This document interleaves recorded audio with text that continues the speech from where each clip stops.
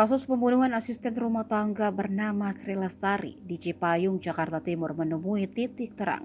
Pelaku sudah ditangkap polisi, kata Direktur Kriminal Umum Polda Metro Jaya Kombes Pol Hengki Haryadi ketika dikonfirmasi Minggu 8 Januari kemarin.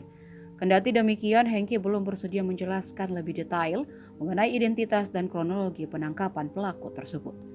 Dihubungi terpisah Kasubdit Jatanras Ditreskrim Polda Metro Jaya, AKBP Panji Yoga mengatakan bahwa pelaku tersebut ditangkap di wilayah Jawa Timur. Panji juga menuturkan bahwa saat ini pembunuh Sri Lestari sedang diperiksa secara intensif oleh pihaknya. Sebagai informasi, diberitakan sebelumnya seorang asisten rumah tangga di Jalan Raya Oyot Sair, RT 02 RW 01 Pondok Ranggon, Kecamatan Cipayung, Jakarta Timur jadi korban pembunuhan.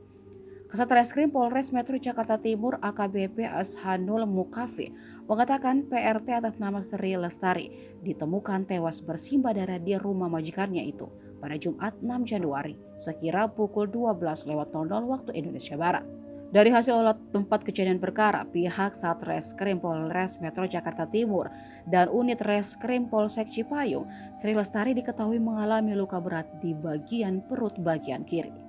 Namun dia tidak merinci apakah korban mengalami luka senjata tajam atau lainnya.